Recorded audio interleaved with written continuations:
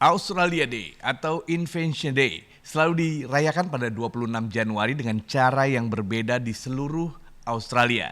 Banyak orang Australia yang akan merayakan dengan barbecue dan menikmati kembang api. Sementara banyak kalangan melihat kembali sejarah dan berduka. Apa cerita di balik Hari Nasional yang paling diperdebatkan ini? Dan untuk membahasnya saat ini saya sudah bersama dengan jurnalis senior Nuim Hayat langsung dari Melbourne, Australia. Assalamualaikum, selamat pagi waktu Jakarta, selamat siang waktu Melbourne, Bang Nuim. Waalaikumsalam warahmatullahi wabarakatuh. Selamat siang waktu Melbourne, selamat pagi waktu Jakarta. Apa kabar Iswa Yudi? Baik Bang. Bang Nuim, seperti apa saat ini kondisi Hari Nasional di Australia dan apa saja yang bisa diceritakan buat kita di Indonesia? Ya, pertama-tama yang seperti disebutkan tadi, ini kontroversial. Artinya di satu sisi orang mengatakan ini hari kebanggaan, hari kebahagiaan, semacam terbentuknya Australia. Tetapi di sisi lain ada yang mengatakan ini hari berkabung. Lah, kenapa berkabung? Karena pada hari inilah, pada tahun 1788, seorang bernama Kapten Arthur Phillip dari Inggris datang menancapkan bendera Inggris di bumi Australia, dan ia mengakui Australia sebagai bagian dari wilayah Inggris. Jadi tanpa ada persetujuan dari penduduk pribumi. Karena Australia ini diakui Iswayudi sebagai suatu peradaban yang secara terus-menerus telah berlangsung sejak 75.000 tahun yang lalu. Jadi ketika dalam abad ke-18 itu seorang Inggris bernama Kapten Arthur Phillip datang dan menancapkan bendera Inggris dan mengatakan ini merupakan bagian dari wilayah Inggris, ya orang barangkali Inggris memang bangga karena dia datang memang bukan saja datang dengan pasukan tetapi juga membawa para narapidana yang akan dibuang dari Inggris, dibuang ke Australia. Nah, bagi penduduk pribumi yang memberikan perlawanan tentunya mereka tidak sanggup ya, waktu itu mereka hanya bersenjata, boleh dikatakan lembing dan lain sebagainya. Inggris sudah memiliki bedil, ya sudah punya senapang dan lain sebagainya. Maka ketika dinyatakan tanggal 26 Januari sebagai hari nasional, banyak orang, bukan hanya orang penduduk asli aborigini, tetapi banyak juga orang-orang kulit putih yang mengatakan ini tidak benar, ini harusnya dipikirkan lebih lanjut. Kita merayakan seperti dikatakan tadi, kembang api, barbecue, ada konser, ada pemberian hadiah Satya Lencana dan lain sebagainya. Itu semuanya membanggakan, tetapi sekaligus juga katanya ini membuat orang-orang pribumi merasa kenapa hari ketika mereka boleh dikatakan dikuasai oleh bangsa lain kok dirayakan sebagai hari nasional. Nah, ini masalahnya yang sampai sekarang ini belum terpecahkan. Ada yang mengatakan apakah tidak sebaiknya kita mengubah hari ini, kita ubah, jangan tanggal 26 Januari, mungkin kita cari hari lain. Tapi ada yang mengatakan ini sudah terlanjur merupakan bagian dari kehidupan nasional Australia. Jadi memang ini pelik sekali bagaimana cara mengatasinya, karena kita mengetahui banyak orang di Australia ini yang menyadari bahwa telah terjadi perlakuan-perlakuan yang kurang senonoh, yang kurang pantas, yang kurang patut, yang kurang terhormat, yang kurang etis terhadap penduduk bumi putra di Australia ini. Tetapi itulah dia, kalau dikatakan orang barangkali nasi sudah menjadi bubur, inilah dia. Tapi saya pikir akan ada jalan tengah nantinya. Karena begini, ada perusahaan-perusahaan sekarang di Australia yang mengatakan kepada karyawan-karyawatinya, kalian tidak perlu hari ini mengambil hari libur. Kalian boleh hari ini bekerja, cari hari lain untuk hari libur. Jadi ini sudah mulai ada perubahan sedikit. Kalau dahulu tanggal 26 itu secara serentak boleh dikatakan hari libur. Tapi sekarang ini sudah banyak majikan yang mengatakan tidak perlu. Kalian hari ini merayakan sesuatu, kalian boleh masuk terus bekerja, mau bekerja di kantor, mau bekerja di rumah.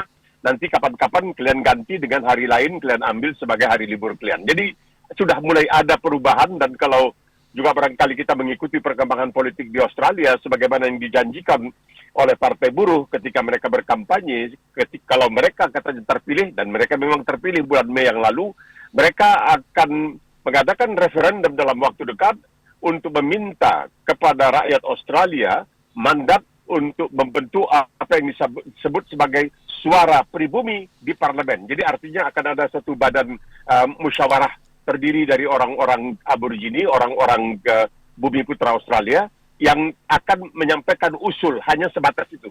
menyampaikan usul kepada parlemen. Ini barangkali harus dibahas. Ini harus dibahas mengenai hal-hal yang menyangkut peri kehidupan dan peri keberadaan orang-orang Aborigine di Australia. Bang Nuim, kalau boleh saya tahu saat ini orang keturunan Aborigin itu prosentasenya di Australia sendiri masih cukup banyakkah? Misalkan mungkin masih 30% atau mungkin lebih atau seperti apa? Karena bisa dibilang kalau menurut saya tidak sampai. Tidak sampai ya Bang ya. Karena menurut saya sampai. di hari nasional ini kan bisa dibilang kalau buat mereka ini sebagai hari invasi, hari dijajah lah dalam tanda petik mungkin bisa dikategorikan seperti itu. Tapi bagi para pendatang atau warga keturunan Inggris yang menetap di Australia saat ini sebagai hari mereka bergabung lah dengan benua Australia. Bang Nuim, seperti apa? Ya, betul. Jadi seperti pernah dikatakan oleh BBC, ya, menarik sekali ini. BBC membuat suatu laporan yang mengatakan pada hakikatnya orang bumi putra Australia ini sudah punya hubungan dengan luar negeri. Siapa itu luar negeri? Orang Makassar. Orang Makassar datang untuk berdagang, membeli trepang. Beli trepang karena nanti trepangnya bisa dijual ke Tiongkok dan lain sebagainya. Jadi mereka datang ke sini, berdagang, kembali lagi ke Makassar, datang lagi. Nah, bedanya katanya dengan orang kulit putih, ini BBC yang mengatakan orang kulit putih datang langsung menduduki. Nah, orang kulit macam kita di Sawo Matang, orang Indonesia datang berdagang kembali ke negeri asal. Jadi tidak melakukan, seakan-akan tidak ada di dalam DNA mereka, di dalam diri mereka, darah mereka itu keinginan untuk melakukan penjajahan. Begitulah yang dikatakan. Karena di dalam, boleh dikatakan di dalam budaya-budaya pribumi Australia itu ada unsur-unsur yang mereka ambil dari para pedagang atau pelaut dari Makassar, yang sebutnya Makassar ya, sebenarnya dari Sulawesi.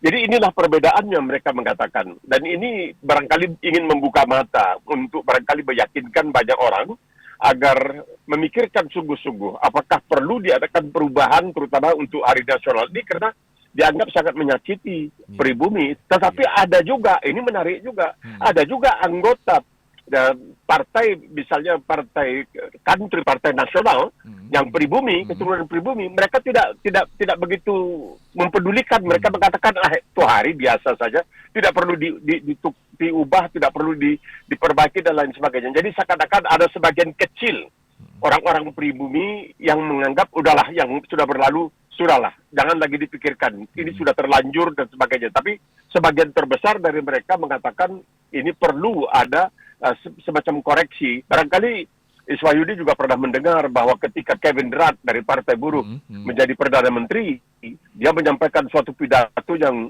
bagus sekali menurut pandangan saya di parlemen. Pada dalam pidato itu dia menyampaikan permintaan maaf kepada kaum pribumi yang menurut dia telah disalah perlakukan oleh orang kulit putih. Jadi secara resmi memang mengakui kesalahan. Mereka meminta maaf kepada orang-orang pribumi. Jadi sudah adalah langkah-langkah perbaikan ke arah untuk bagaimana barangkali bisa untuk membuat kedua pihak, yaitu kaum pendatang dengan juga orang-orang pribumi bisa hidup serasi. Karena begini, di samping orang-orang pribumi ini, juga di Australia dia banyak yang mengatakan bahwa orang Australia ini bukan hanya orang kulit putih. Sekarang ini sudah berbeda. Banyak sekali dalam masyarakat Australia ini orang-orang keturunan dari Asia, dari Amerika Selatan, dari Afrika, dan lain sebagainya. Jadi kalau kita katakan tanggal 26 ini kan eksklusif, seakan-akan ini dah keputusan dari orang kulit putih, tidak mencerminkan keadaan Australia yang sudah begitu majmuk budaya, multikultural, majmuk budaya dari berbagai macam negeri yang berada di sini. Kemarin saya dengan seorang kawan pergi makan di tempat namanya Sydney Road, Jalan Sydney. Itu artinya kalau dari jalan itu kita terus 1000 km kita bisa sampai ke Sydney. Jadi di situ itu banyak sekali restoran. Ada restoran Indonesia, restoran Vietnam, restoran Turki, restoran Afghanistan.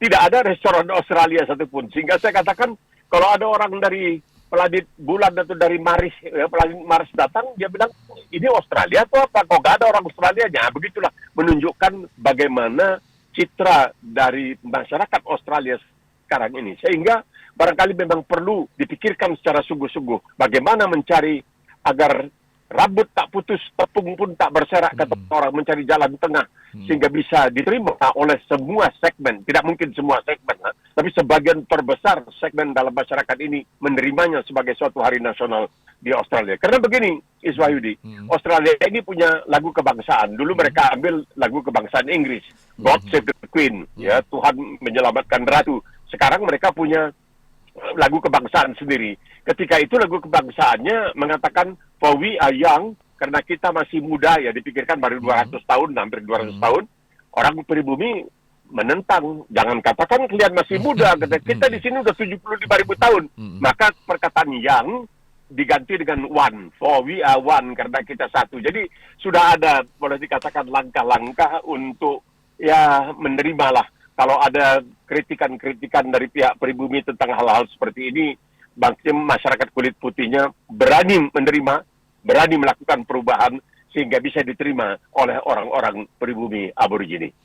Nah, Bang Nuim, bisa dibilang kalau saya menjadi warga keturunan aborigin, tanggal ini kan memang kemudian dirayakan dengan kemeriahan, barbecue, pesta, dan ini kan kalau saya warga keturunan aborigin sepertinya agak sakit hati, bisa dibilang seperti itu kan, seperti orang lain masuk ke wilayah kita kemudian berbahagia dan kemudian muncullah kisah-kisah di mana penjajahan, perampasan, pengambilan anak dan segala macam, bisa dibilang yang cukup menyakitkan bagi warga keturunan aborigin. Nah, pertanyaannya apakah ada pemerintah dari Australia sendiri sudah mulai memahami atau kemudian mungkin membuat budaya di hari nasional ini di tanggal 26 Januari ini suasananya bukan kegembiraan tapi seperti kontemplasi lah. Mungkin kalau di kita mungkin peringatan G30 SPKI lah, mungkin seperti itu. Jadi memang kemudian semua merenung dan ya berkontemplasi. Seperti apa, Bang Nuim? Apakah pemerintah Australia sudah melakukan hal-hal seperti itu? Nampaknya itulah dengan voice to parliament, suara ke parlemen Australia. Ini sedang diperjuangkan. Referendumnya akan dilakukan mudah-mudahan dalam waktu dekat. Karena barangkali Iswadi pernah baca, baru pada dalam referendum tahun 1967, itu mayoritas rakyat Australia menyetujui kalau orang-orang pribumi diberikan hak untuk memilih, punya hak suara. Sebelumnya tidak ada hak suara mereka. Nah, jadi kita melihat ini perjalanan itu karena perubahan itu bukan secara revolusioner, tetapi secara bertahap. Nampaknya, apalagi di bawah pimpinan Partai Buruh sekarang ini, ini nampaknya sudah mengarah ke sana. Sudah ada gelagat bahwa semakin banyak yang mengatakan iya memang tidak betul, ya, merasa bersalah juga kalau kita merayakan ini. Tapi bagaimana sebelumnya ini sudah dirayakan, boleh dikatakan sejak tahun 1995 lah ini dirayakan. Dan dulu kalau Hari Nasional Australia, misalnya Hari Nasional jatuh tanggal 26, yaitu pada hari Kamis. Misalnya pada hari ini, itu tidak dirayakan pada hari Kamisnya, tapi dirayakan pada hari Senin. Supaya apa? Supaya ada akhir pekan panjang. Jadi seakan-akan Hari Nasional Australia ini dimanfaatkan untuk orang-orang Australia supaya bisa berlibur. Macam sekarang ini saya kebetulan berada di sebuah kota di tepi pantai bernama Inverloch, kira-kira 150 km dari Melbourne. Penuh dengan manusia, orang yang berlibur. Jadi saya lihat di pantai di mana-mana. Jadi arah ke sana sudah ada. Apalagi ketika di awal tahun 90-an, ini menarik sekali kejadian ini. Ini menunjukkan bagaimana cara Mahkamah Agung Australia itu berfungsi. Ada seorang pribumi bernama Eddie Mabo. Dia mengajukan permohonan kepada Mahkamah Agung Australia yang di Australia tidak disebutkan Mahkamah Agung, tapi disebutkan sebagai pengadilan tinggi. Sedangkan yang disebutkan Supreme Court itu adalah ibaratnya kalau di Indonesia pengadilan tinggi. Tapi pengadilan tinggi di Australia adalah Mahkamah Agung. Mahkamah Agung Australia ini jumlah hakimnya 7 orang dan semua hakimnya ditunjuk oleh pemerintah. Dan biasanya tidak ada fit and proper test, itu nggak ada. Pokoknya tunjuk pemerintah, parlemen langsung menyetujui duduk. Nah, ini Eddie Mabo mengajukan petisi kepada Mahkamah Agung Australia meminta agar Mahkamah Agung Australia yang hakimnya 7 orang mengeluarkan fatwa bahwa sebelum orang kulit putih datang ke Australia, Australia ini sudah punya penduduk. Jangan seperti sebelumnya dianggap Australia ini dalam bahasa Latinnya terra nullius, tidak ada manusianya, padahal ada orang pribuminya. Maka Mahkamah Agung berdebat ke sana ke sini. Sementara itu Edi Mambus sudah meninggal dunia. Tapi kasusnya, petisinya terus dibicarakan. Pada akhirnya kesimpulan diambil oleh Mahkamah Agung mengatakan benar seperti yang dikatakan oleh Edi Mabo, sebelum orang kulit putih datang ke Australia, Australia sudah punya penduduk.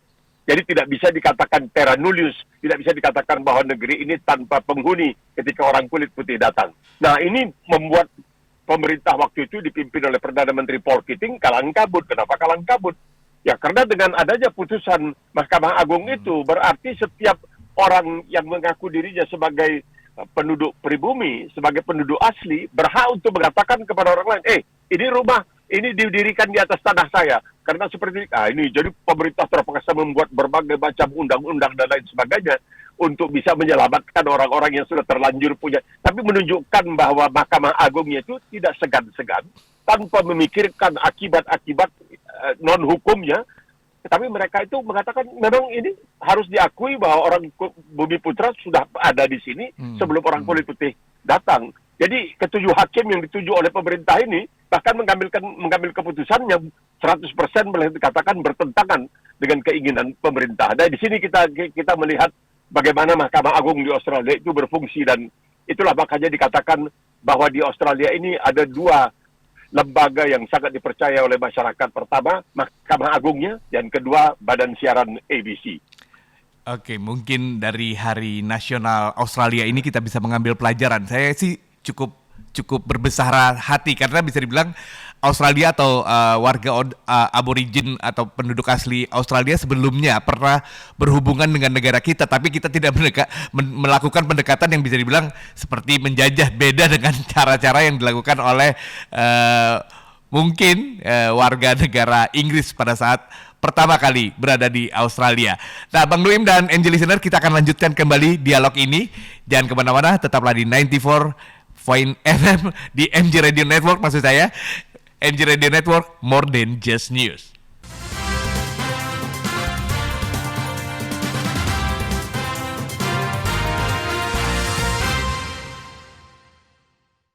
MG Listener, masih bersama saya Iswah Yudi di Morning Session with Nuim Hayat dalam Morning Traffic, MG Radio Network, more than just news. Dan kita akan ke topik selanjutnya yang tidak kalah menarik untuk Anda, MG Listener, dan saya akan membahasnya bersama Bang Nuim Hayat. Dan berita ini atau topik ini adalah di mana Ukraina mengumumkan pemecatan belasan pejabat tinggi dalam perombakan politik terbesar menyusul skandal korupsi besar pertama negara itu terkait dengan serangan Rusia. Ukraina telah lama dipusingkan oleh masalah korupsi, tetapi perang besar-besaran Moskow selama hampir setahun telah membayangi upaya pemerintah untuk membasmi hal tersebut.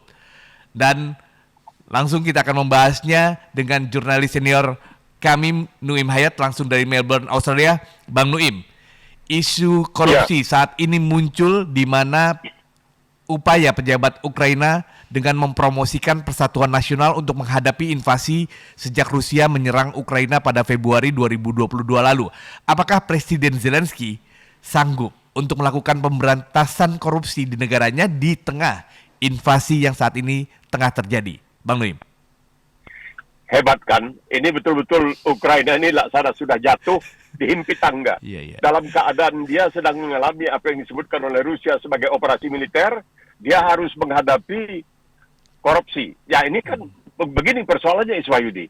Ini korupsi ini misalnya ada mobil SUV yang seharusnya tidak boleh dipakai oleh seorang menteri tapi digunakan oleh seorang jaksa atau seorang menteri, dia menggunakan padahal mobil itu dimaksudkan untuk kepentingan rakyat bukan untuk kepentingan pejabat.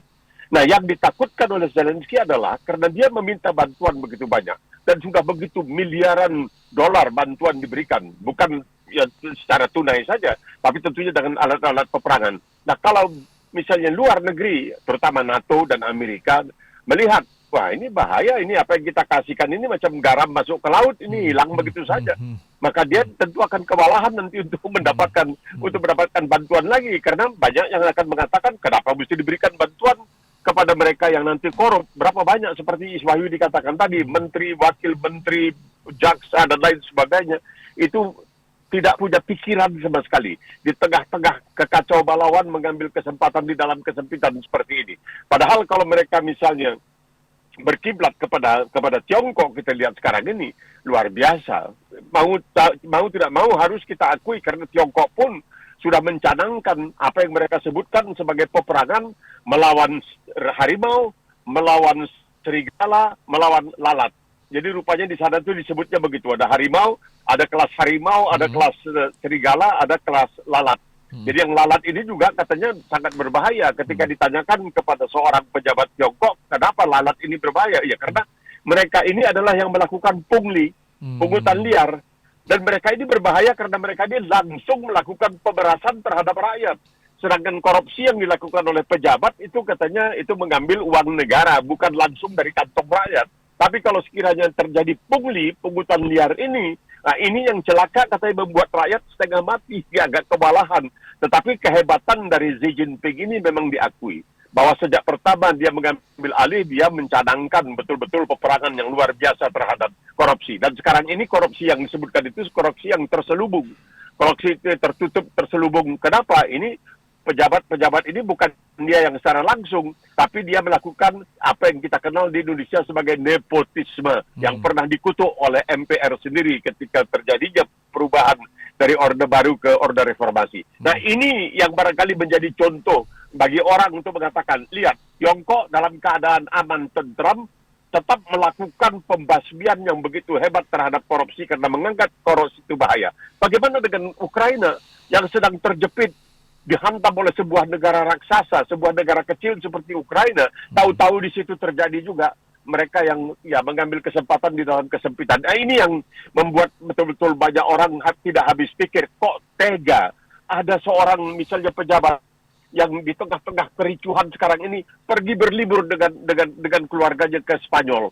Enak saja dia, jadi padahal dia harusnya tinggal, dia tidak boleh keluar karena di Ukraina sekarang ini orang-orang di bawah umur pemuda, terutama laki-laki di bawah umur 60 tahun, 18 sampai 60 tahun itu tidak boleh keluar dari Ukraina karena nanti mungkin mereka diperlukan untuk mengikuti wajib militer. Tapi ada juga yang memanfaatkan kesempatan untuk pergi berlibur ke Spanyol. Jadi bagaimana ini menghadapi korupsi ini? Ini betul-betul memang salah satu penyakit luar biasa yang dihadapi oleh banyak umat manusia. Ya tidak semua umat manusia, kebanyakan umat manusia memang menghadapi korupsi. Termasuk tentunya Ukraina yang sekarang ini sedang betul-betul terjepit, sedang betul-betul dalam kesulitan.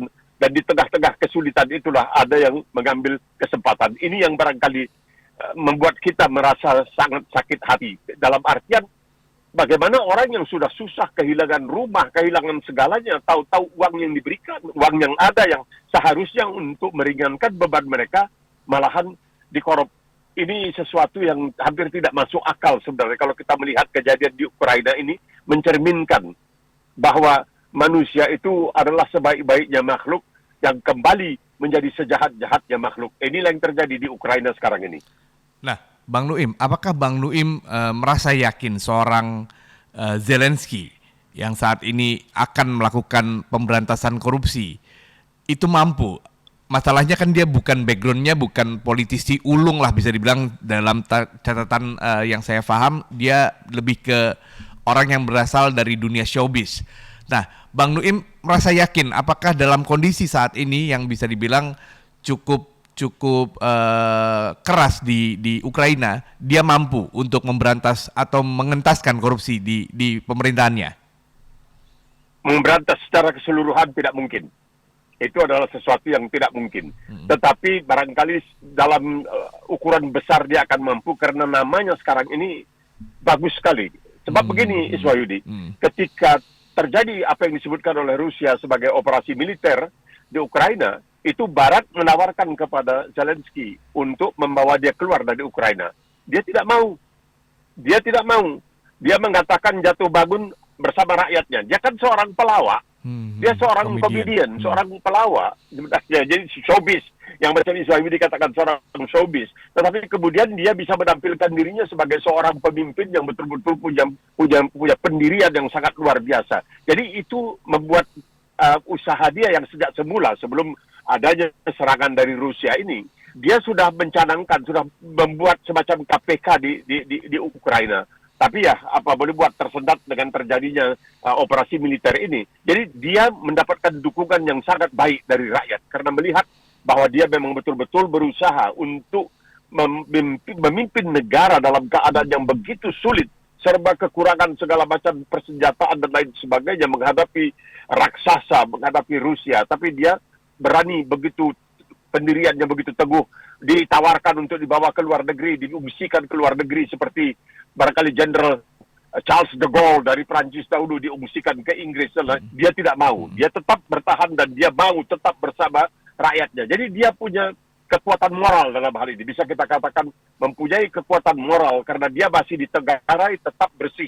Kita lihat penampilannya dengan sederhana, hanya pakai kaos oblong atau pakai jaket begitu, dan bahkan ketika dia ke Amerika juga aja pakai kaos oblong saja, tidak megah-megahan dan lain sebagainya. Jadi dia punya wibawa dalam hal ini, bukan kekuasaan barangkali tapi wibawa. Dan karena memang dari sejak semula dia sudah menunjukkan tekad untuk melakukan pembersihan, pemberantasan terhadap korupsi, maka sekarang ini dengan tindakan-tindakan yang diambilnya, memberhentikan, memecat pejabat-pejabat tinggi, wakil menteri dan lain sebagainya, saya pikir dengan dukungan rakyat dia akan mampu untuk melaksanakan paling tidak suatu pemberantasan korupsi yang patut diacungi jempol.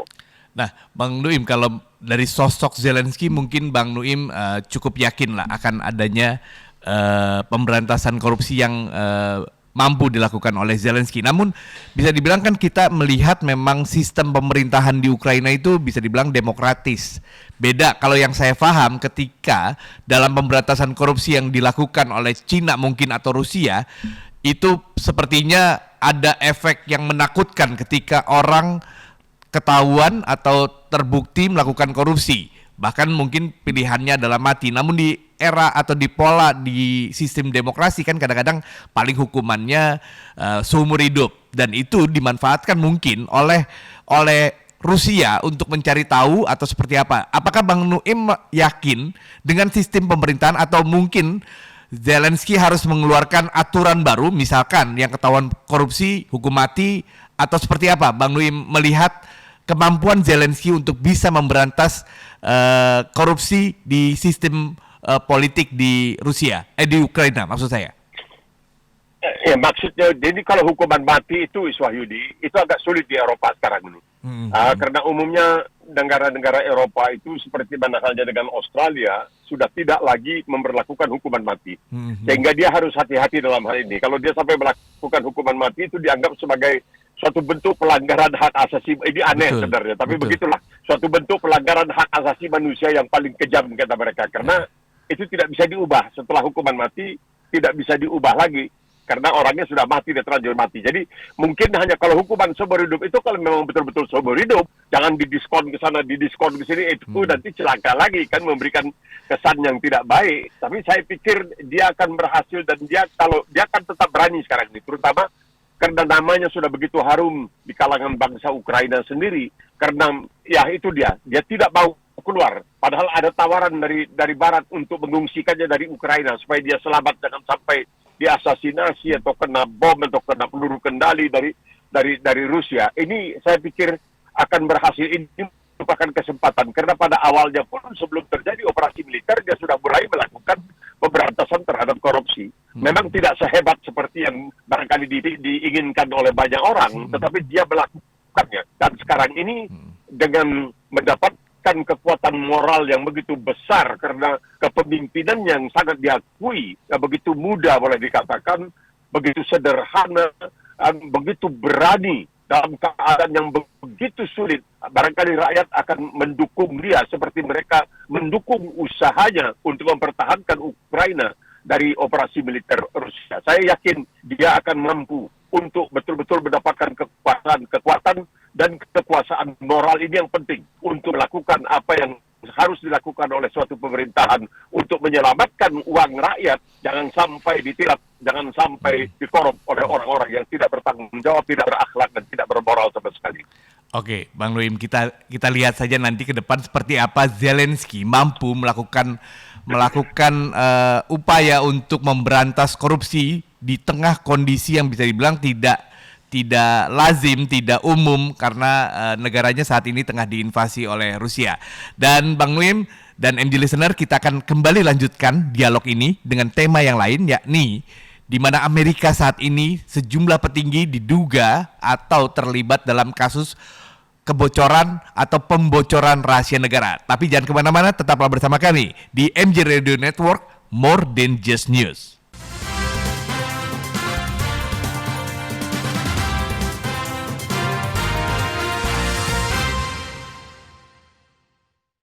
MG Listener, di segmen terakhir kita akan membahas terkait Amerika Serikat yang menurut saya ini yang paling menarik untuk dibahas di hari ini, di mana dokumen rahasia ditemukan di rumah mantan wakil presiden Amerika Serikat Mike Pence di Indiana pekan lalu.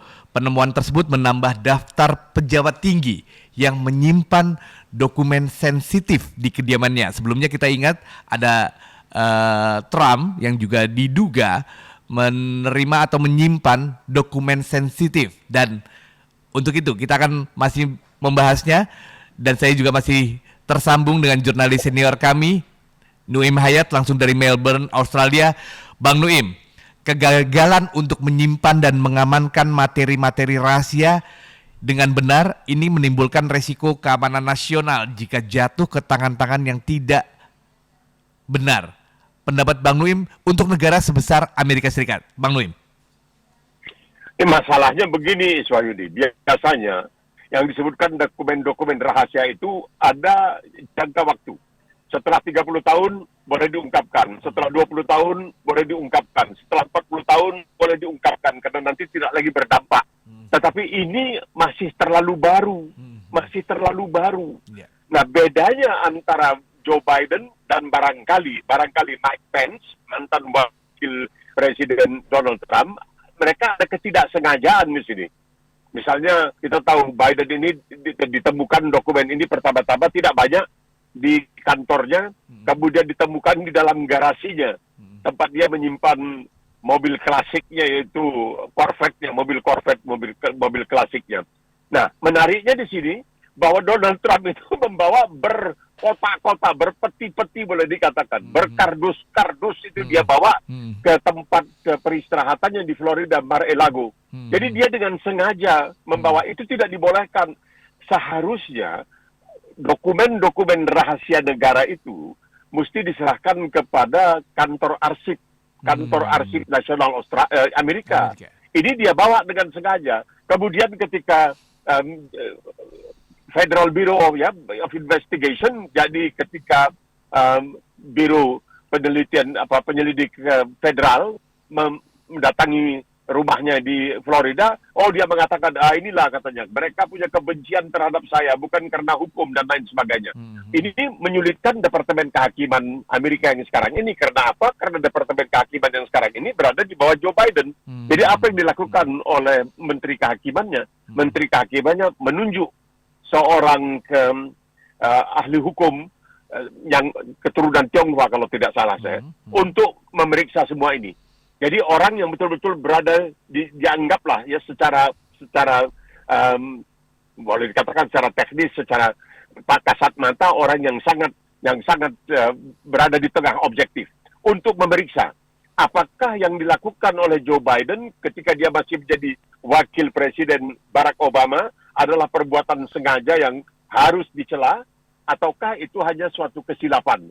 Jadi kalau mereka bisa nanti menyelidiki apa yang dilakukan oleh Joe Biden, maka nanti ketika Departemen Kehakiman menyelidiki dan mungkin juga memperkarakan Donald Trump, tidak ada bisa yang menuduh, iyalah Departemen Kehakimannya berpihak ke sini. Tidak, mereka menunjukkan mereka bertindak secara objektif.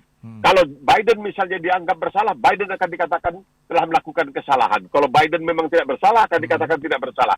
Nah, jadi Trump tidak bisa mengatakan, ini pilih kasih. Ini tidak bisa, ini pilih kasih, tebang pilih dan lain sebagainya. Makanya ini menarik sekali kita melihat apakah yang terjadi sekarang ini. Biden nampaknya sudah betul-betul secara terus terang mengatakan tidak ada niat sama sekali. Itu adalah murni suatu kesilapan. Dan Mike Pence ini barangkali Iswahyudi ingat, ketika akan dilakukan serah terima kepresidenan antar dari Trump kepada Biden, kan dia yang harus nanti secara resmi di gedung Capitol mengatakan di depan sidang gabungan Kongres dan Senat bahwa yang telah terpilih sebagai presiden adalah Joe Biden mengalahkan Donald Trump. Donald Trump waktu itu mengatakan bahwa pemilihan itu dicuri. Kata mereka, dia ada terjadi kecurangan lain sebagainya. Tapi waktu itu Mike Pence sebagai wakil presidennya yang diketahui sebagai orang yang sangat taat beragama, bahkan banyak yang takut karena dia terlalu taat beragama, dia mengatakan dia tetap akan menghormati hasil pemilihan mayoritas rakyat Amerika. Jadi kelihatan di sini orang-orang yang dalam tanda kutip berbudi pekerti lah dalam soal ini berhadapan dengan seorang yang bernama Donald Trump yang agak sulit untuk berkata secara jujur, bertindak secara jujur, karena kita baru tahu, barangkali Iswayudi juga mendengar bahwa perusahaannya didenda oleh pengadilan 2,3 juta dolar karena melakukan kecurangan-kecurangan dalam pajak ya. Jadi orang yang begitu kaya masih melakukan kecurangan pajak dihukum baru-baru ini oleh pengadilan 2,3 juta dolar. Jadi dalam hal ini ada perbedaan dan ini menarik sekali kita melihat nanti bagaimana caranya Departemen Kehakiman Amerika harus menangani kasus ini. Pertama Donald Trump, kedua Joe Biden, ketiga Mike Pence. Ini perlu kita ikuti secara seksama untuk melihat bagaimana akhirnya Departemen Kehakiman Amerika ini bersikap. Nah, menarik lagi karena ada jejak pendapat dari ABC News, kemudian sejumlah media di Amerika yang mengungkapkan terkait penanganan Biden di kasus dokumen rahasia ini, menunjukkan ada 64% warga Amerika yang merasa Joe Biden bertindak tidak pantas dalam menangani dokumen rahasia. Apalagi sebentar lagi Amerika juga akan mulai pemilu. Menurut Bang Nuim, ini akan berpengaruh atau seperti apa? Atau memang Joe Biden harus menunjukkan sikap atau langkah yang memang menurut warganya itu lebih tepat, Bang Nuim? Ya, ini tergantung kepada tentunya bagaimana pengolahan bukan saja media, tetapi juga medsos. Nah, ini bagaimana mereka secara mengolahnya ini. Biden mengatakan tidak lagi ikut campur, itu suatu kesilapan, itu bukan dengan sengaja. Mike Pence juga kabarnya punya pendirian yang sama, ini bukan dengan sengaja ingin membawa. Kalau Trump sudah dengan terang-terangan membawa berpeti-peti, berkardus-kardus. Jadi tergantung nanti bagaimana cara media menyampaikan. Banyak yang mengatakan apa yang dilakukan oleh Biden dan Pence itu adalah bukan suatu kesalahan, itu suatu ketidaksengajaan. Sedangkan yang dilakukan oleh Trump adalah suatu kesengajaan. Nah, sekarang ini Trump ya dengan lihainya ya, karena partai Republik nampaknya masih sangat patuh kepadanya. Dia menggunakan, dia tetap saja asal ada kritikan, ada bisa tindakan hukum yang akan diambil terhadap dirinya, dia mengatakan, ini kan balas dendam. Ini pilih, ini tebang pilih, ini balas dendam dan lain sebagainya. Karena Trump ini susah sekali kalau menurut keponakannya, seorang ahli ilmu jiwa, menulis sebuah buku tentang dirinya. Dia mengatakan dia ini dari sejak kecil oleh ayahnya tidak dibenarkan untuk mengaku salah. Kalau ada kesalahan itu ditimpakan kepada orang lain. Dari sejak awal sebelum dia menjadi presiden, sebelum dia menjadi orang kaya raya, itu ayahnya sudah melindunginya dari kesalahan. Apapun kesalahan itu tidak akan ditimpakan kepada Donald Trump, tapi akan ditimpakan kepada orang lain. Jadi kita melihat, memang ya maaf ya kepada orang Amerika. Orang Amerika ini istilahnya Pak, inosen gitu. Orang Amerika ini inosen. Tak bersalah. Benar. Ya, inosen tak bersalah tapi mudah terumbang-ambing, dan bagaimana masih banyak di antara mereka termasuk senator, termasuk anggota DPR-nya yang masih percaya bahwa hasil pemilihan presiden yang lalu itu katanya dicurangi. Semua orang mengatakan tidak, ya itulah dia. Orang Amerika masih bisa percaya hal yang seperti itu. Ya ini karena mereka inosen, seperti barangkali Iswayudi juga tahu ketika George Bush memerintahkan pasukan Amerika untuk menyerang Irak, itu katanya 80% rakyat Amerika tidak tahu Irak itu di mana. Luar biasa. Nah, Bang Nuim, kalau dalam kasus ini bisa dibilang kan setelah Joe Biden memerintah, isu terkait kebocoran dokumen rahasia ini muncul. Tapi ya kalau awalnya memang dari Donald Trump, kemudian muncul lagi di mantan wakil presiden. Apakah memang ini lebih bersifat politis kalau menurut Bang Nuim, atau memang ini ada kemaladministrasi menurut Bang Nuim? Mungkin administrasi. Saya pikir orang seperti Biden ya, yang dikenal orang bahwa ya memang ada masalah, dituduh anaknya pernah bersekongkol, pernah misalnya memanfaatkan jabatan dan lain sebagainya. Tapi rasanya Biden, Mike Pence, walaupun dia dari Partai Republik, jabatan mereka itu tidak selicik barangkali seperti Donald Trump. Jadi seperti yang saya katakan tadi, Swayudi, seperti yang saya katakan tadi, bagaimana perusahaan Donald Trump sekarang ini didenda 2,3 juta dolar karena dia tidak mau mengungkapkan kepada rakyat Amerika tentang pajaknya. Dia tidak mau mengungkapkannya. Dia mau supaya itu dirahasiakan terus. Nah, jadi kalau ada orang yang menyimpankan itu, karena di Amerika itu dikatakan ada dua hal yang pasti. Satu kematian, satu pajak. Nah, ini orang-orang kecil yang bekerja sebagai buruh kasar dan sebagainya mesti bayar pajak.